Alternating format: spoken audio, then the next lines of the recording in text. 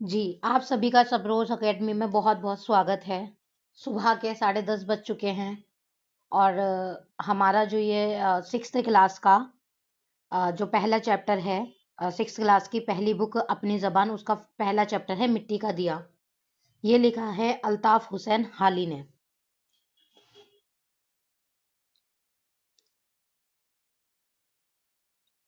आपको करना है झूठ पूट के वक्त घर से एक मिट्टी का दिया। झूठ पूटे के वक्त घर से एक मिट्टी का दिया। झूठ पूटे का इसमें जो मतलब है, जो इसके मायने हैं, झूठ पूटे के वक्त यानी शाम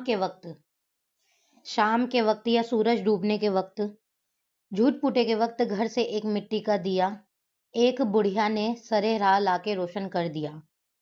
तो यहाँ पे एक बुढ़िया की बात हो रही है, उसने सरे राह यानी रास्ते में लाकर रोशन कर दिया। तो इसके मायने हुए झूठ पूटे के वक्त यानी शाम के वक्त घर से एक मिट्टी का दिया एक बुढ़िया ने रास्ते में लाकर रोशन कर दिया, यानी सरेहरा लाकर रोशन कर दिया।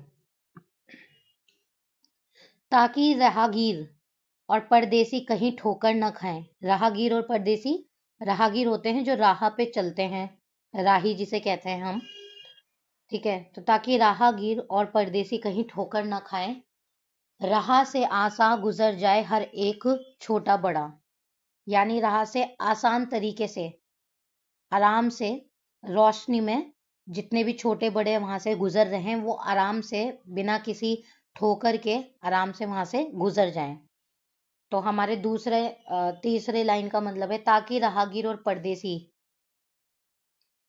परदेसी यहाँ पे मुसाफिर को कहा गया है। परदेसी जो दूसरी जगह पे रहते हैं, जैसे हम कहते हैं ना वो उस प्रदेश में रहते हैं, तो जो दूसरी जगह रहते हैं तो उनके लिए यहाँ पे ये ताकि राहगीर और परदेसी कहीं ठोकर ना खाएं।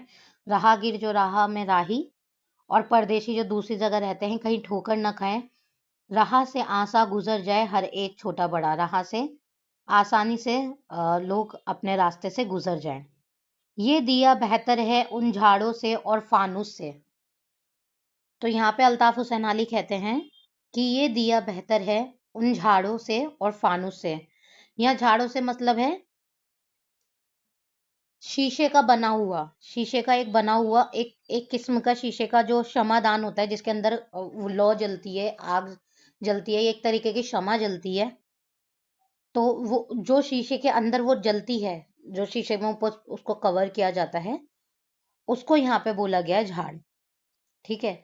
और फानूस का इसमें मतलब है जो चिमनी है ना, चिमनी जो चिराग की हिफाजत करती है, यानी चिराग को जलते रहने के लिए हिफाजत करती है ताकि वो बुझे ना, ठीक है। जो शीशे में वो रखी जाती है उसे फानूस कहा जाता है। कि ये दिया बेहतर है उन झाड़ों से और फानूस से, रोशनी महालों के अंदर ही रही जिनकी सदा।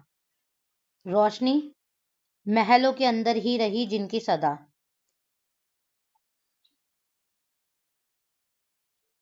सदा यानी हमेशा, कि रोशनी जिनकी महलों के अंदर ही रही जिनकी सदा, सदा यानी हमेशा। घर नकल कर एक जरा महलों से बाहर देखिए। घर नकल कर, घर निकल कर एक जरा महलों से बाहर देखिए, यानी बाहर निकल के देखिए महलों से, ठीक है अंधेरा गुप दरो दीवार पर छाया हुआ, यानी दरो दीवार यानी हर जगह अपने इर्द गिर्द जो भी है अंधेरा छाया हुआ। सुर्ख रो आफाक में वो वो रहनुमा मीनार है। सुर्ख रो, सुर्ख रो से यहाँ पे हमारा मतलब है कामयाब, और आफाक से मतलब है दुनिया या कायनात, यानी कामयाब और दुनिया कायनात में वो रहनुमा मीनार है।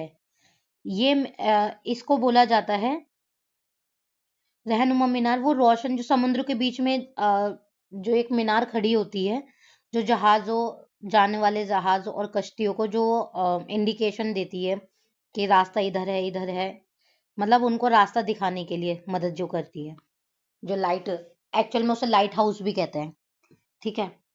तो सुर्ख रो आफाक में वो लाइट हाउस यानी वो रहनुमा मीनार है रोशनी से जिनके मल्लाहों के बेड़े पार है। मल्लाह यहाँ पे किसको कहा गया है? कश्ती चलाने वाले को। कि रोशनी से जिनके मल्लाहों यानी कश्ती चलाने वालों के बेड़े पार है। बेड़ा किसे कहा है? जो कश्तियों और जहाजों का जो काफिला चलता है एक साथ, यानी 5-6 जहाज एक साथ चल रहे हैं, काफिला जो चलता है उनको बेड़ा कहा गया है। यानी और बेड़ा पार होना यानी मंजिल तक पहुंच जाना उनके। तो यहाँ पे आपको इस नज्म का अल्ताफ हुसैन हाली के नज्म के इनके जितने भी डिफिकल्ट वर्ड्स थे उनका मायना आपको बता दिया गया है। तो आप इसको हमारे चैनल को सबरोज़ अकेडमी को लाइक कीजिए, सब्सक्राइब कीजिए और फॉलो कीजिए ताकि आपको ऐसे ही सारी एनसीईआरटी के बारे में पढ़ने को हर एक चैप्टर को ऐसी डिटेल में पढ़ाया जाएगा। तो जल्दी से हमें फॉलो कीजिए। शुक्रिया।